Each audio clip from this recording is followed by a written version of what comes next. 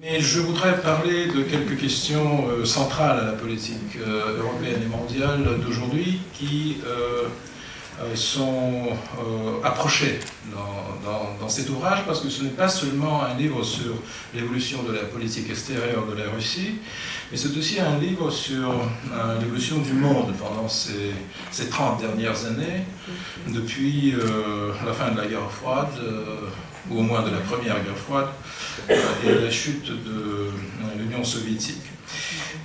Si on me posait la question, quel est le monde dans lequel nous vivons, on peut donner bien sûr des définitions tout à fait différentes à ce monde, mais je dirais que dans le domaine de la géopolitique, c'est le monde des pourquoi. Et des pourquoi qui paraîtraient très étranges à ceux qui vivaient au début des années 90, quand il paraissait que la fin de l'histoire s'avait instaurée, l'Union soviétique s'est effondrée, les États-Unis sont vainqueurs avec leurs alliés représentant des systèmes démocratiques et libéraux, et que le monde entier va épouser ce système démocratique et libéral qui sera la réponse à toutes les questions qui se posent par les diverses nations du monde entier. Les pourquoi qui sont apparus depuis nous démontrent qu'il y a un profond malaise, pas seulement dans la réflexion, mais dans la politique, dans la vie réelle du monde actuel. Pourquoi est-ce que les États-Unis ont un président comme Donald Trump? C'est une question qui se pose, parce que c'est vraiment un président sans précédent. Pourquoi est-ce que, au temps où l'Europe devrait se réjouir du succès de l'expérience de l'Union européenne, quand elle s'est élargie jusqu'à 28 ou 29 participants, le président de la République française, Emmanuel Macron, donne une interview révolutionnaire à l'Économiste, où il met sous question toutes les fondations, à vrai dire, de l'Europe d'aujourd'hui, ou au moins indique que les approches banales et épousées par plusieurs leaders européens aux questions de l'Europe ne donnent pas de réponse, qui pourrait promouvoir le développement de l'Europe sur l'échiquier international. Pourquoi est-ce que les problèmes du Moyen-Orient ne sont toujours pas résolus? Même plus, ces problèmes se sont accrus d'une manière absolument atroce. Si vous comparez le Moyen-Orient de 1991, quand l'Union soviétique s'est effondrée, et les problèmes du Moyen-Orient d'aujourd'hui, mais ce sont deux mondes différents. Parce que le Moyen-Orient était une région de stabilité en 1991. On avait bien sûr quelques problèmes entre les Israéliens et les Palestiniens, mais ils existent toujours. Il y avait bien sûr, il y a eu la guerre entre l'Iran et l'Irak. Il y a eu des problèmes entre l'Inde et le Pakistan, mais en principe, cette énorme zone du Maroc jusqu'au Pakistan était une zone d'une relativité, d'une stabilité relative. Et donc, il y a beaucoup de pourquoi qui se posent aujourd'hui, et je pense qu'il y a une réponse à ces pourquoi. Je pense que la grande réponse à toutes ces questions, c'est que le monde unipolaire a cessé de fonctionner. Le monde qui repose sur un centre unique de prise de décision, même si ce centre partage une partie de ses possibilités avec l'Europe, avec l'OTAN, avec l'Union européenne, même si les États-Unis, en tant que le pays leader de ce centre de prise de décision, s'adressent, parfois au moins, à ses alliés pour trouver des réponses communes, voilà, ce monde unipolaire a cessé de fonctionner. Et je pense que c'est ça la raison pour ces nombreux pourquoi qui apparaissent aujourd'hui devant les Américains, les Européens, les Russes, et ainsi de suite. Monsieur Trump, ce n'est pas un accident qu'il a été choisi, le président des États-Unis. Trump représente une Amérique fiévreuse, nerveuse, une Amérique qui se sent soudain fragile. face aux défis du monde entier. Si l'Amérique était un centre naturel du monde unipolaire, sûr d'elle-même, en état de stabilité psychologique, ne voyant pas de défis immédiats qu'il faudrait résoudre, je ne pense pas que M. Trump aurait eu des chances d'être élu président de ce pays. Mais il a été élu contre un représentant, ou plutôt une représentante, d'une élite classique, traditionnelle américaine, mais qui proposait aux Américains les anciennes réponses. Les réponses qui correspondaient aux années peut-être 90, peut-être au début du 21e siècle, mais ne correspondent plus aux questions que se posent les Américains à la fin de la deuxième décennie de ce siècle que nous vivons. Et je pense que de la même façon, l'Europe qui, paraît-il, devait vivre un long moment de bonheur après la chute de Berlin, pour une nombre de raisons, ne vit pas ce moment de bonheur. L'Europe qui s'est élargie, qui a accepté, peut-être pas toujours intelligemment, certains pays de l'Europe de l'Est qui n'étaient pas vraiment prêts à intégrer l'Union européenne, mais tout de même qui s'est élargie jusqu'aux frontières de la Russie, au lieu de se sentir un des centres du monde, se sent un des centres de perte d'influence, un grand absent sur l'échiquier international. Et c'est d'ailleurs aussi, et je reviens, et je vais revenir toujours vers l'interview d'Emmanuel Macron, parce que je pense que Emmanuel Macron est devenu le premier leader européen qui n'a pas eu peur de poser ces grandes questions importantes que l'Europe considère aujourd'hui. Si l'Europe est tellement forte, si le projet européen a eu aussi de succès, pourquoi est-ce que le président français dit que l'Europe peut devenir une non-entité géopolitique? Je pense qu'il y a beaucoup de raisons de penser qu'il a une approche correcte de cette question. Est-ce qu'on voit beaucoup d'Europe aujourd'hui dans le monde? Une question très intéressante. Bien sûr, il y a des éléments culturels, il y a ce qu'on appelle la soft power. Bien sûr, la culture française va promouvoir la France dans le monde, mais la France perd la langue anglaise, le français perd la langue anglaise, vous le connaissez très bien, et va probablement continuer de le perdre. Est-ce que l'Europe est présente dans les grandes crises internationales d'aujourd'hui? Où est-ce qu'on voit l'Europe jouer un rôle primordial?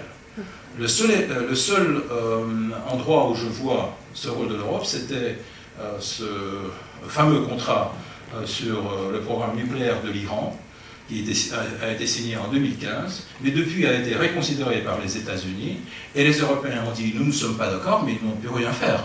Parce qu'aujourd'hui, les sanctions qui sont utilisées par les États-Unis contre l'Iran sont élargies par les Américains par des sanctions secondaires contre les compagnies européennes qui vont avoir affaire à l'Iran, et donc elles seront punies par les États-Unis pour violer les sanctions primordiales de l'Amérique contre Téhéran. Et donc c'est le seul endroit, parce qu'en Syrie, est-ce que l'Europe existe en Syrie? Je sais que la France a dépensé beaucoup d'argent pour soutenir les forces démocratiques de la Syrie, comme on les appelle ici, pour soutenir les États-Unis, pour jouer un certain rôle, mais à vrai dire, c'est comme la Grande-Bretagne, c'est une présence secondaire. Il n'y a pas de rôle européen en Syrie, à vrai dire. Il y a les États-Unis toujours, oui, ils partent, ils reviennent, ils viennent pour le pétrole, bon ça va continuer. Il faut suivre le Twitter de M. Trump, parce que ça va changer. Mais les Américains, au moins, sont plus ou moins présents. Il y a la Turquie, il y a l'Iran, il y a bien sûr la Russie, il y a l'Arabie Saoudite, il y a le Qatar. Bon, il y a presque tout le monde, mais je ne vois pas d'Union européenne en Syrie. Je ne vois pas de rôle autonome, ou au moins réfléchi de l'Union européenne en Syrie. Est-ce que l'Union européenne est présente dans la solution du problème de la Corée du Nord? Non. C'est la Chine, c'est les États-Unis, c'est la Russie, Nous ne jouons pas un rôle primordial dans cette affaire, mais nous sommes présents pour parler avec les dirigeants coréens sur ces questions, avec les Américains sur ces questions, avec les Chinois sur ces questions, mais l'Europe n'est pas présente. Est-ce que l'Europe est présente dans la situation autour du Golfe Persique? Non plus. Et donc, je pense que M. Macron a remarqué qu'il y a une perte d'influence. Si sur le continent européen, l'Union européenne, c'est une réalité très importante, avec des racines très profondes et avec beaucoup de succès dans le domaine économique, sociaux, domaine des droits de l'homme, et ainsi de suite. À l'extérieur du continent européen, on ne voit pas beaucoup d'Europe. Et si on me demande pourquoi ça se passe, je pense qu'une des réponses, c'est que l'Europe s'est fiée à la politique étrangère des États-Unis. L'Europe a décidé qu'elle va être représentée dans les autres régions. Ici, je me fais une petite remarque, une note, je ne parle pas de la zone du Sahel, de Mali, voilà, c'est une chose assez spéciale pour la France, mais je parle de la grande politique internationale. Donc l'Europe a décidé que c'est les États-Unis qui vont représenter ses intérêts dans le grand monde.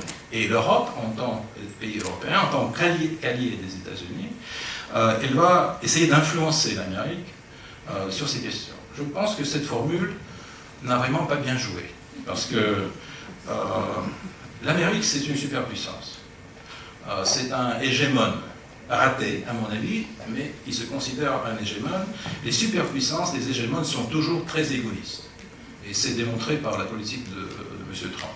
Ils n'ont pas écouté quelques conseils européens, sauf si ces conseils correspondent complètement à la vision américaine. Et donc, et le problème avec la vision américaine, c'est que, comme tout hégémone, il essaye d'avoir de plus en plus de présence, d'influence, de contrôle, et ainsi de suite. Et ça a mené pendant les 20 dernières années à des conséquences extrêmement néfastes. Si vous considérez la politique américaine de 2001, quand Bush a déclaré la guerre contre la terreur, contre les terroristes, jusqu'à 2019, donc 18 ans de politique étrangère, vous allez remarquer qu'elle a été ponctuée par un nombre de défaites très importantes politiques. Si on commence par exemple, l'Afghanistan, la guerre a été commencée en Afghanistan en octobre 2001. La guerre continue toujours. Il n'y a pas de résultat. Il n'y aura pas de résultat. C'est pour ça que Trump conduit les pourparlers avec les talibans. Donc, après 18 ans de guerre que mène l'Amérique, avec un certain soutien de l'OTAN, avec une petite participation de la Russie, pas aujourd'hui, mais non, on a joué un certain rôle dans le début des années 2000, après 18 ans de guerre, l'Afghanistan est toujours contrôlé par les talibans, sauf Kaboul, Kandahar et quelques autres villes. Et je pense qu'il y aura une entente entre les Américains et les talibans, que les Américains vont s'en aller de ce pays, et l'OTAN, bien sûr, suivra l'Amérique. L'Irak, une victoire militaire, paraît-il, on a même pendu Saddam Hussein, pour une raison que je n'ai vraiment pas comprise, parce que, à vrai dire, s'il était, par exemple, exécuté par les Kurdes, ça aurait été une question, parce qu'il a vraiment violé les droits des Kurdes, et aussi il a attaqué les Kurdes et a tué les Kurdes. Mais pourquoi est-ce qu'il a été pendu par les Américains? C'est une grande question. Mais après cette victoire militaire, une défaite politique. Parce que l'Irak, vous le voyez aujourd'hui, l'Irak est toujours un pays extrêmement instable. Et l'apparition de l'État islamique, le Daesh, sur le territoire de l'Irak et de la Syrie, c'est encore une défaite des États-Unis. Obama a appelé ça une conséquence imprévue de l'occupation de l'Irak, mais moi je corrigerais le président Obama et je dirais que c'était une conséquence prévue de l'occupation de l'Irak. Parce que quand vous créez un vacuum, un vide de pouvoir, évidemment un mouvement violent, terroriste, djihadiste va occuper au Moyen-Orient, c'est évident. Il ne faut pas être trop intelligent pour ça, pour comprendre que ce sont ces gens-là qui essaieront de saisir le pouvoir. Donc c'est le point numéro 3. La défaite en Syrie. Ce qui s'est passé avec l'Amérique en Syrie, c'est une défaite pure et dure. Parce qu'ils ont soutenu toutes les forces qui étaient capables de remplacer Assad. Ils ont soutenu le Daesh jusqu'à un certain moment, jusqu'en 2015. Ils ont soutenu Jabhat al-Nusra, cette grande coalition de mouvements djihadistes. Ils ont soutenu l'ancienne Al-Qaïda. Ils ont soutenu presque tout le monde qui combattait Assad. Et je me demandais quelle était la raison des États-Unis pour avoir, au lieu d'un leader qui est loin d'être idéal, mais montrez-moi des leaders idéaux au Moyen-Orient, au lieu de le conserver au pouvoir, de le renverser avec des forces djihadistes anti-occidentales. Assad n'a jamais coupé de tête aux journalistes européens ou américains. Et le Daesh l'a fait. Assad n'a jamais attaqué par des attaques terroristes les villes européennes, et le Daesh l'a fait.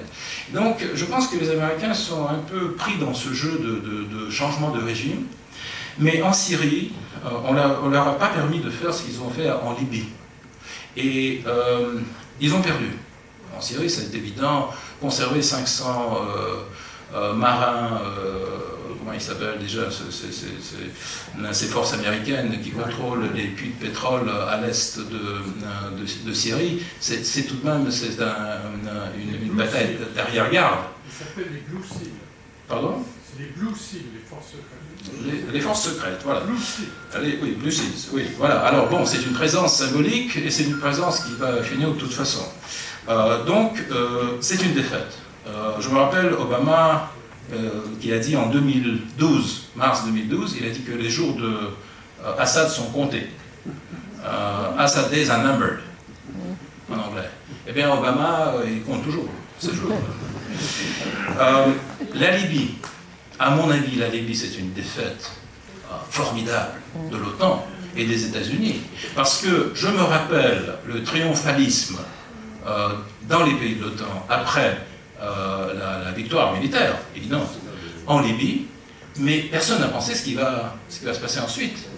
Je me rappelle, les hommes politiques américains comptaient combien de bombes et de missiles ont été envoyés sur le territoire libyen par l'OTAN et quel était le pourcentage des bombes et missiles américaines.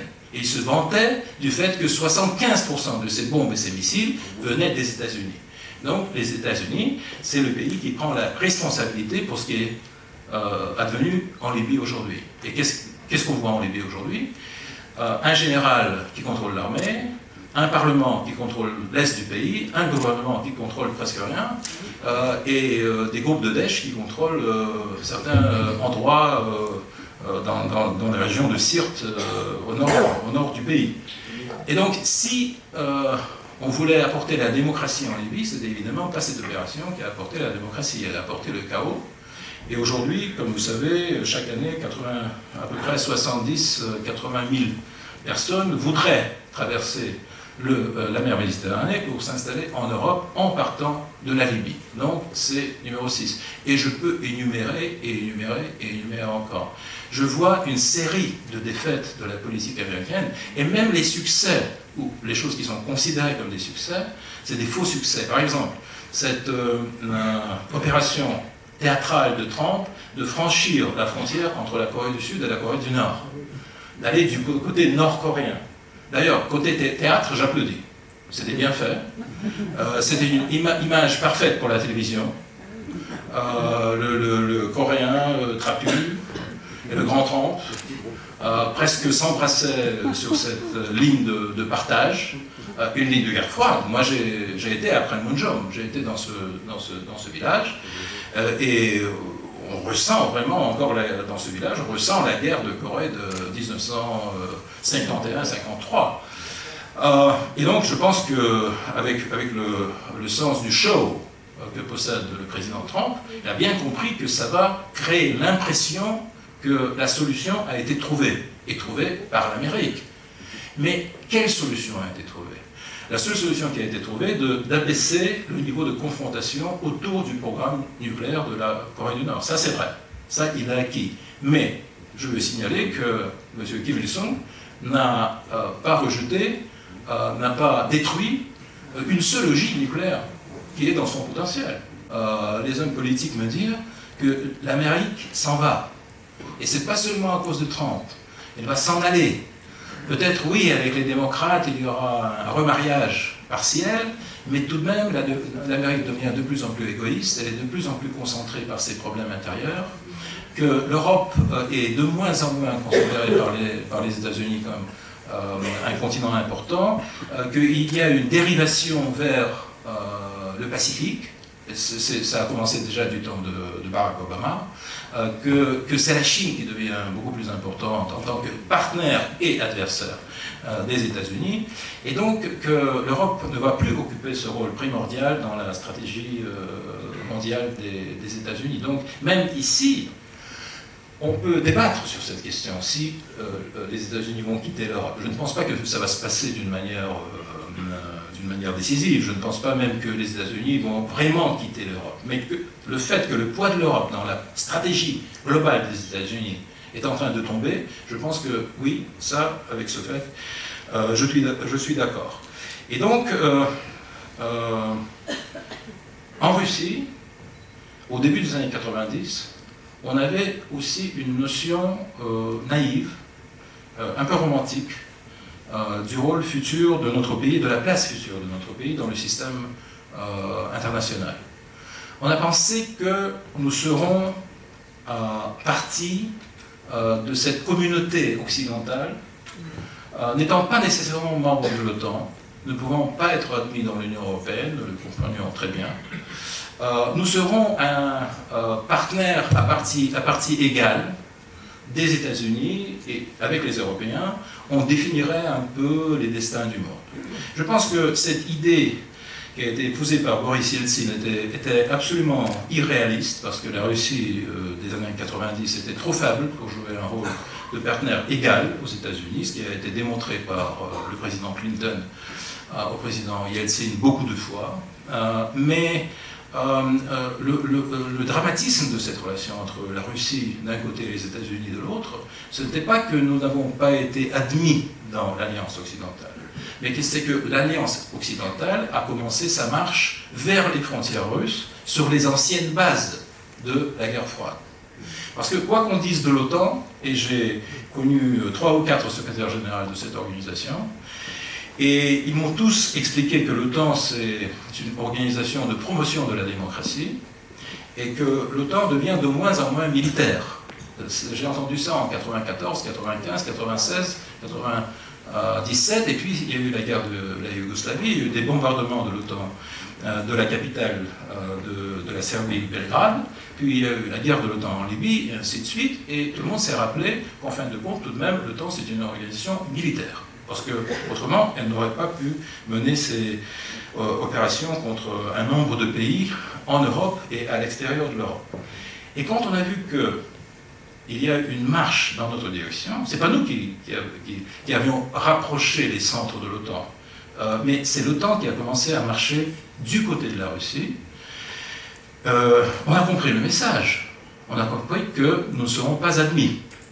Et si on n'est pas admis, on doit trouver une autre politique. Parce qu'on ne peut pas frapper dans une porte fermée.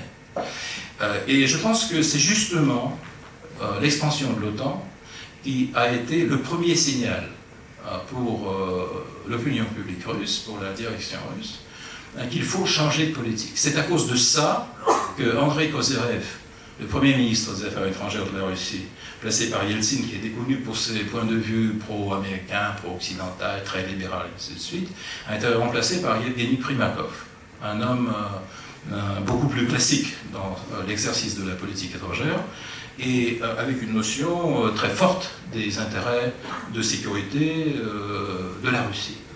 Et à ce moment-là, je participais à beaucoup de conférences internationales, à Londres, à Washington, à Paris, à Berlin, un peu partout, où nous débattions l'expansion de l'OTAN et les conséquences de cette expansion pour les relations entre la Russie et l'Occident.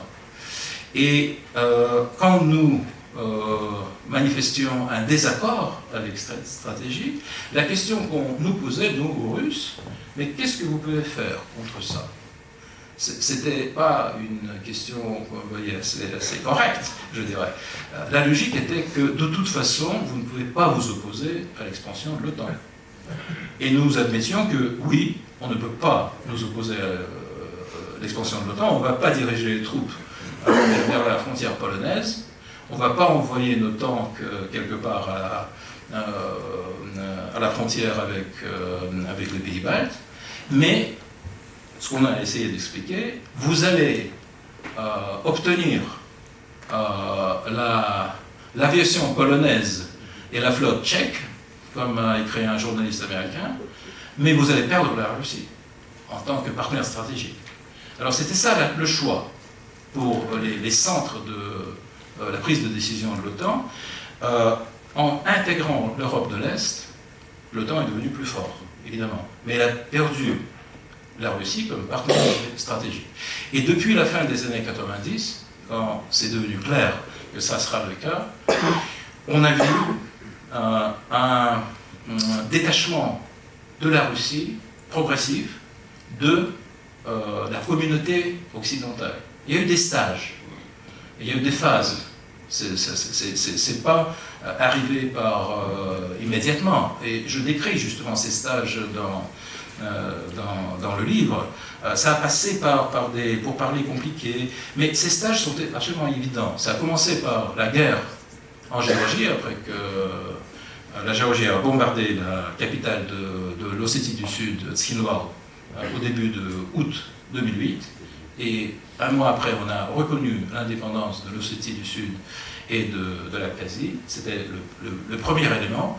Le deuxième élément, c'était le désaccord sur la Libye, parce que nous avons voté, nous sommes abstenus sur la résolution 1973 sur la Libye, parce qu'elle stipulait la défense de la population civile en Libye. Mais elle ne donnait pas le droit de détruire l'État libyen et de tuer son leader. Ce n'était pas dans les textes. Mais le temps a fait une autre lecture de cette résolution, que ça donnait le droit de détruire l'État libyen. Et après ça, le troisième stage, c'était la Syrie, parce que les désaccords entre nous et par exemple les Américains sur la Syrie ont commencé en 2012, et nous avions déjà à ce moment-là des points de vue absolument différents, qu'on ne peut pas déloger un leader qui préside une Syrie multinationale, multiethnique, multireligieuse, paisible, et d'ailleurs laïque par son type d'existence sociale, par des forces de l'islam radical, de forces djihadistes, qui ramènent avec eux tout ce qu'on connaît. Et c'est seulement après que l'Ukraine est arrivée. Donc il y a eu une longue crise de relations entre la Russie et l'Occident que je suis dans mon livre en essayant d'expliquer les positions russes, les conceptions russes, comment on voyait les raisons, pourquoi on se détachait de plus en plus de la vision américaine, voire occidentale, de ces crises critiques pour les destins du monde et pour nos relations. Jean-Pierre Chevènement a dit qu'il y avait une série de malentendus. Je suis d'accord qu'il y avait des malentendus, mais je pense qu'à la base de ces malentendus, il y avait deux conceptions différentes du monde. C'était la conception unipolaire poursuivie par les États-Unis et acceptée par l'Europe. Je ne dis pas que l'Europe était vraiment, enfin, pas tout le monde en Europe était vraiment très partisan de cette conception unipolaire, mais elle a été acceptée par l'Europe comme quelque chose qui convient à l'Europe. Et la vision russe, qui a été formulée par Vladimir Poutine à Munich, dans son discours à la conférence de Munich en février 2007, où nous avons expliqué pourquoi le monde unipolaire ne correspond pas aux intérêts de la Russie, pourquoi la Russie ne se voit pas dans un monde unipolaire. Comme nous ne sommes pas les alliés américains, nous ne faisons pas partie de l'alliance américaine, nous ne sommes pas partie de l'Union européenne, donc on ne se voit pas dans un monde contrôlé par ce système occidental, où nos intérêts nationaux, évidemment, seraient considérés comme secondaires ou même pire. Et c'est ça la raison profonde, à mon avis, de ces malentendus. En ce qui concerne le moment d'aujourd'hui, je suis absolument d'accord avec Jean-Pierre que l'Europe et la Russie doivent penser au futur. Et quel sera le futur du monde quand les États-Unis vont se heurter à la Chine, si on veut être quelque part à la marge de cette confrontation, ou bien jouer un rôle important. Mais il y a 2 ou 3 commentaires que je veux faire à cette considération. Premièrement, Jean-Pierre a dit qu'il ne pense pas que les Américains considèrent la Russie comme adversaire plus important pour eux que la Chine, si j'ai bien compris, que c'est la Chine tout de même qui est leur mal de tête principal. Je dirais que les Américains considèrent, ils ne comparent pas la Russie à la Chine. Je pense qu'ils considèrent la Russie un adversaire qui doit être vaincu en premier lieu, et puis ça sera le tour de la Chine. Donc c'est une autre logique. Et d'ailleurs, notre relation avec la Chine, aujourd'hui, quand les Chinois soutiennent les positions internationales de la Russie, est due au fait que les Chinois comprennent très bien qu'aujourd'hui, l'adversaire des Américains numéro 1, c'est la Russie. Et s'ils réussissent à courber la Russie, l'adversaire suivant sera la Chine. Donc c'est pour ça qu'il y a cette entente russo-chinoise et des relations très proches entre Moscou et Pékin, parce que les États-Unis font tout leur possible pour nous faire rapprocher.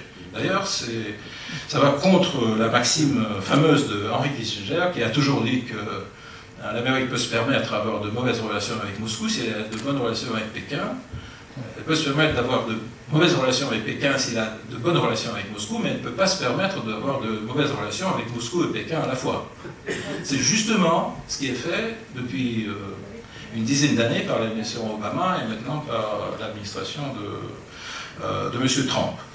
Donc, par ça, je veux dire que les Américains ne vont pas cesser leur effort de domination internationale. Et la raison, c'est que les États-Unis ne se voient pas comme une puissance comme les autres. Ils ne se voient même pas comme une grande puissance. Ils se considèrent comme la nouvelle Rome, comme une superpuissance par définition. Comme l'a dit Obama à l'ONU, nation unique, nation exceptionnelle. Vous imaginez qu'un président de quelconque pays vient à la tribune de l'ONU pour dire aux gens qui sont là, représentants de 200 nations, dire, écoutez, là, vous êtes là, oui, bon. Mais la nation exceptionnelle, c'est nous. Et je vois ici, c'est presque une remarque freudienne, vous voyez, il ne comprend même pas le niveau d'insulte qu'il porte aux gens qui l'écoutent dans la salle des Nations Unies. Parce que qui a conféré cette position d'exception à l'Amérique? C'est qui? C'est Dieu ou c'est Satan? Je me perds en quête de la réponse à cette question, mais c'est une chose extrêmement profonde pour la mentalité américaine. Le dernier héros américain qui vient d'être